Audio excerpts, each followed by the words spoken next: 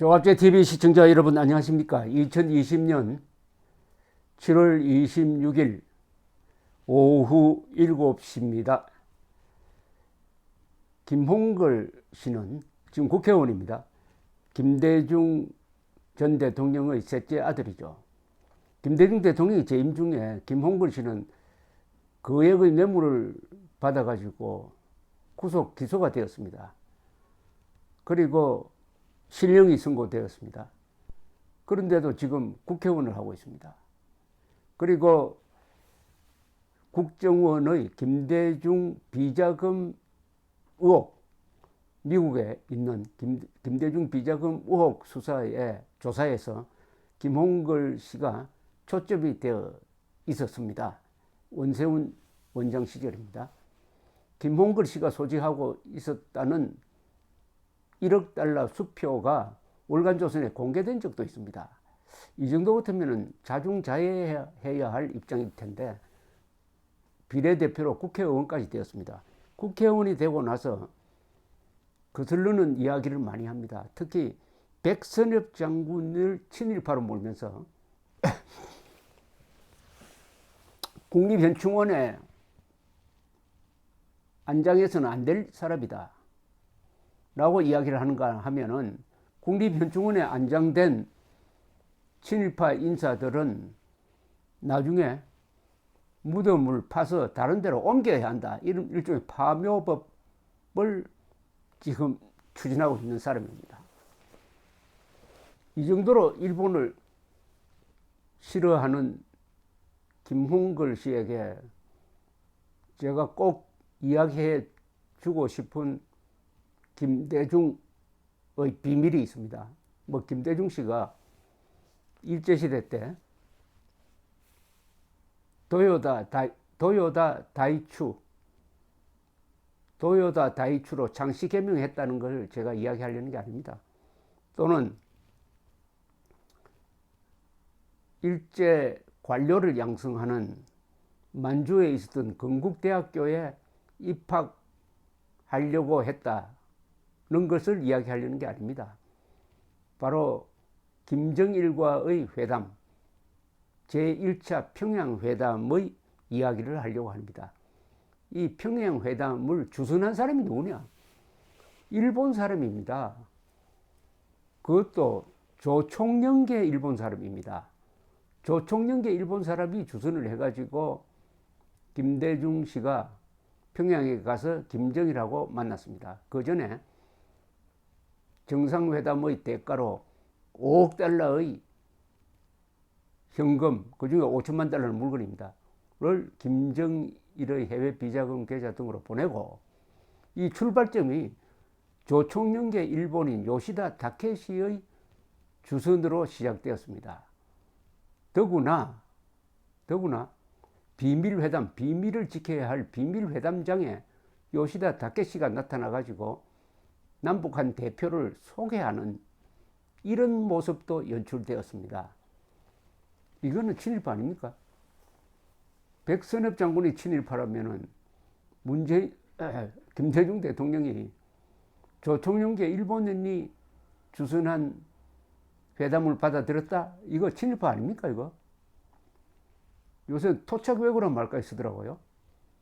나경원 씨가 일본 대사관이 주최한 행사에 참석했다 해가지고 토착외교로 모으는 그 문법으로 한다면은 김대중 대통령은 토착외교 아닐까요? 이 정도 같으면. 왜 이른바 민족 사업인 남북관계 통일 문제에 일본인을 끌어들입니까? 그것도 보통 일본인이 아니라 조총련계 일본인입니다. 조총련은 일본에 있는 북한의 노동당 지부입니다. 지부. 간첩기지입니다.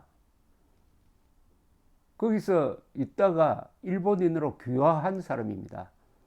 어떻게 이런 사람이 남북 정상회담을 주선하도록 허용을 했느냐? 거기에 대해서 김홍걸 씨는 어떤 생각을 가지고 있는지 어떻습니까? 국민 여러분, 시청자 여러분 들어보시면은 좀 황당하지 않습니까?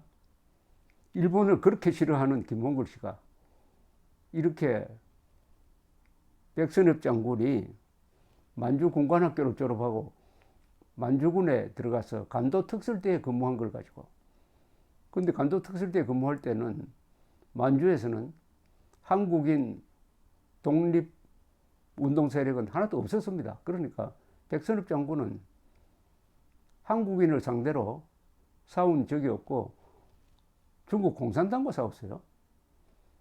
자, 그러면은 요시다 다케시라는 이 인물과 관계된 내용을 제가 자료를 가지고 소개를 해드리겠습니다.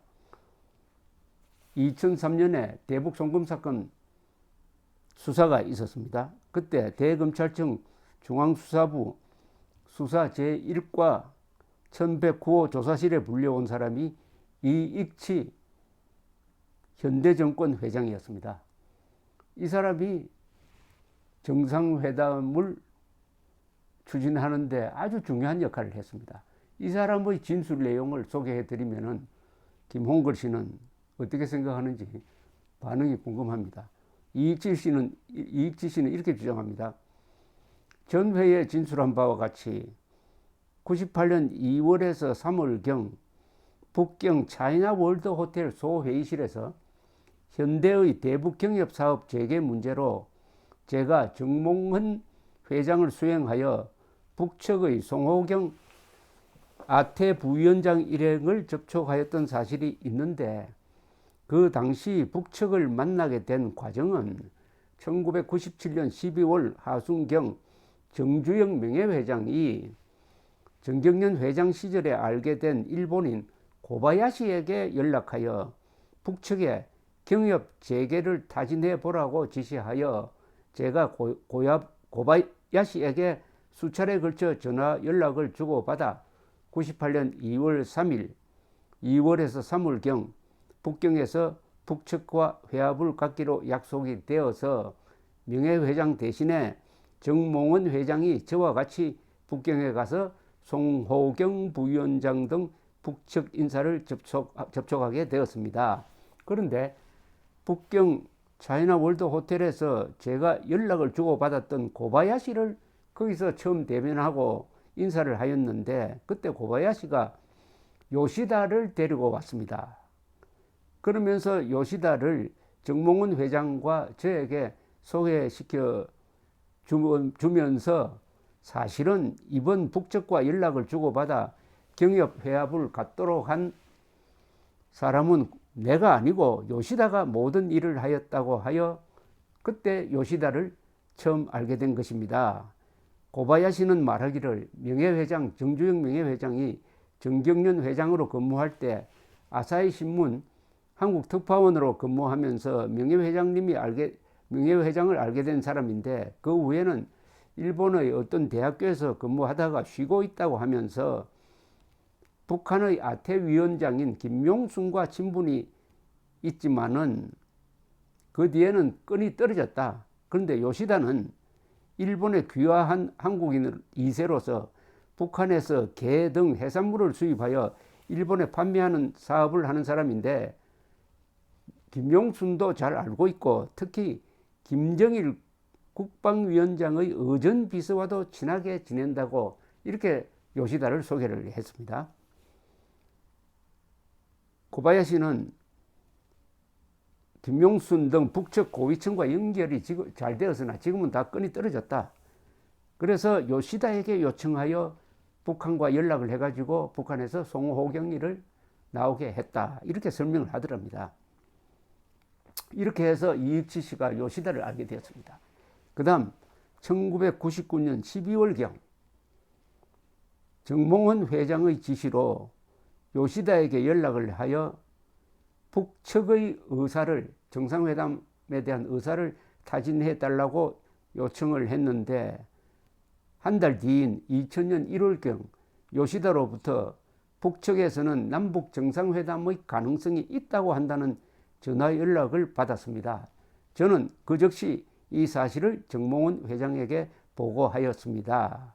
제가 처음 요시다에게 연락한 것은 1999년 12월경 정몽헌 회장의 지시를 받고 연락한 것이고, 그 후 요시다로부터 북측에서 호응한다는 연락을 받고 이를 정 회장에게 보고한 후에는 정몽훈 회장이 박지원 장관을 통하여 우리 정부 측에 남북 정상회담 개최 문제를 연락하고 북측과 접촉을 갖기로 결정한 후에는 정몽훈 회장이 어떤 행동을 했을 것으로 보이지만은 나는 직접 참석하지 않았습니다. 그런데 남북 당국자 간의 예비 접촉이 2000년 3월 9일 싱가포르에서 있기로 되어 가지고 이익치 씨가 거기에 나가게 되었다는 겁니다. 정몽훈 회장은 3월 초순경 대통령의 유럽 순방에 동행한다면서 프랑스로 출국하였다가 그곳에서 싱가포르로 와서 저와 이익치 씨와 합류를 하였던 것입니다. 제가 요시다를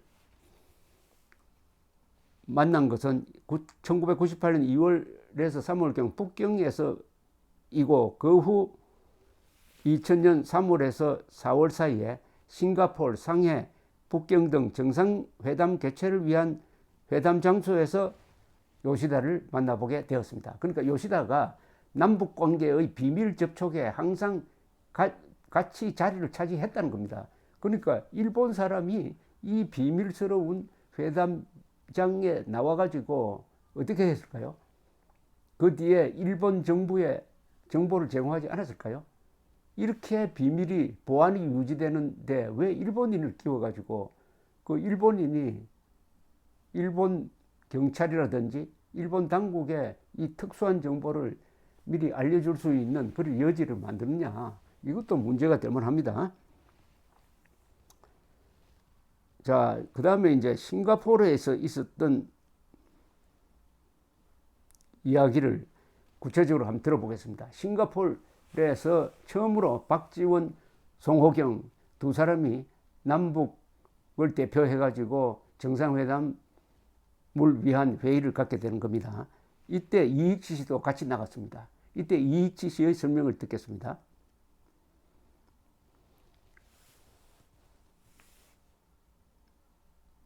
(3월 9일) 아침 10시경 호텔 소회의실에서 북측에서는 송호경, 권민 참사 등이 나왔고, 그리고 요시다가 북측 인사들과 같이 나왔으며 남측에서는 박지원 장관, 김보현 국정원 국장, 서훈 과장, 이분은 국정원장 지낸 사람이죠, 과장이 나왔고, 정몽훈 회장과 제가 참석하였는데 정몽훈 회장이 나서서 송호경 등 북측 인사를 박지원 장관 등에게 소개하며 서로 악수를 하도록 했고, 정몽훈 회장이 요시다를 박지원 장관 일행에게 소개하면서 이번 회담이 성사되도록 노력해 주신 분이라고 해가지고 박 장관을 비롯한 일행들이 일일이 요시다와 악수를 하면서 인사를 나누었습니다. 대강 이 정도로 설명을 드리겠습니다.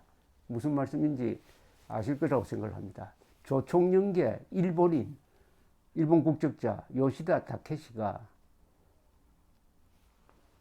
현대그룹과 연결되어 가지고 북한이 정상회담을 하고 싶어 한다는 이야기를 정몽훈 회장에게 전해주고, 정몽훈 회장이 박지원 장관에게 이야기하고, 박지원 장관은 김대중 대통령에게 보고를 해가지고 예비 접촉을 하게 되는데, 이때 놀랍게도 그 일본인이 비밀이 극도로 필요한 회담 장소에 나와가지고 북한 사람들을 남한 대표와 소개시켜주는 역할을 했다는 겁니다. 이게 정상적이라고 볼 수가 있습니까? 자, 그 다음에 또 하나 지적하고 싶습니다. 이 제1차 남북 정상회담이 결국 6.15 선언을 만들어내고 지금까지 20년 동안 계속되는 남북관계의 대혼란을 만든 주범입니다. 이게 처음부터 잘못됐어요. 첫 단추를 잘못 끼우면은 이렇게 일이 엉망이 된다는 것을 잘 보여줍니다. 첫째, 왜 조총련계 일본인을 통해서 남북회담을 주선하도록 합니까? 두 번째 문제, 왜 여기 현대그룹이 끼입니까? 현대그룹은 당시에 정몽훈 그리고 정몽구 씨가 서로 주도권을 갖고 싸워가지고 왕자의 난이라는 게 일어났습니다. 그리고 정몽원 씨가 가지고 있는 회사가 상당히 부실해졌습니다. 정몽원 씨는 어쨌든 정부의 지원을 받고 싶어 했습니다. 금강산 카지노를 갖고 싶어 했고, 그러니까 정부에 부탁할 일이 많아요. 그런데 김대중 정부는 김정일과 회담을 갖고 싶어 한다는 걸 알고 요시다를 시켜서 북한의 의중을 파악하고 우리 정부에 전해줌으로써 중요한 역할을 하는 건데, 이게 국가 이익을 위해서 하는 겁니까? 아니면 현대그룹을 살리기 위해서 하는 겁니까? 현대그룹을 위해서 하는 거죠. 그러니까 이게 처음부터 사심이 있는 사람들이 이 회담에 끼어들고 말았습니다. 요시다 다케시는 요시다 다케시대로, 정몽원 회장은 정몽원 회장대로 해서 이 회담이, 예비회담이 진행되는 걸 보면은 그 내용은 참석했던 사람이 그 뒤에 대북송금 사건 특검 때 나와가지고 다 진술을 했습니다. 기가 막히는 게 뭡니까? 김대중, 김정일 만나서 뭘 논의할 거냐? 이 회담을 통해서 뭘 할 거냐? 하는 논의는 한싹 빠지고 전부 돈 문제입니다. 송호경이가 나와서 돈 달라. 돈 달라. 우리는 못 주겠다. 너무 많다. 깎자. 이건 완전히 장사꾼들의 상거래 수준으로 전락하고 말았습니다. 그래서 5억 달러를 정상회담 전에 5억 달러를 북한에 보내주기로 약속을 해가지고 이게 대북 송금 사건으로 진행되는 것 아니겠습니까? 일본 사람이 끼어서, 그리고 기업인이 끼이는 바람에 결국 당시에 정상회담에서 우리가 추구해야 할 가장 큰 목표는 김정일의 핵 포기를 달성하는 것이었습니다. 그것은 일체 논의되지 않고 거기서 나온 6.15 선언이란 게 결국 돈 받은 5억 달러를 받은 김정일이가 김대중의 약점을 딱 잡고 그동안에 대남 적화 통일 전략으로 나아가는 중요한 핵심적인 사안, 그리고 남한으로부터 합법적으로 뜯어먹는 그런 사안을 6.15 선언에 담았죠. 6.15 선언은 우리 민족끼리 힘을 합쳐 통일한다. 이것은 자유통일을 못 박은 헌법 제4조 위반, 남측의 연합제안과 북측의 낮은 단계 연방제안이 공통성이 있다는 것을 인정하고 그 방향으로 통일을 논의하기로 했다. 이거는 적화통일로 가는 길을 열었습니다. 그리고 민족 경제의 균형 발전을 기한다. 공동번영을 기한다. 그러니까 남북한이 키를 딱 맞춰가지고 같이 번영하자. 한국의 막강한 국부를 북한에 마구 퍼주어가지고 균형을 맞추자는, 그건 뜯어먹어 가라는 이야기죠. 자, 이렇게 된 겁니다. 여기에 출발점이 조총련계 일본인이 끼고 기업인이 끼고 해가지고 또 김대중 씨는 노벨 평화상에 대한 욕심도 있었겠죠. 출발이 잘못되었다. 근데 김홍근 씨가 어떻게 생각할지 모르겠는데요. 이렇게 해도 이런 이야기 다 듣고도 백선엽 장군이 친일파니까 국립현충원에 묻혀서는 안 된다. 묻히더라도 파내야 된다. 이렇게 생각합니까? 감사합니다.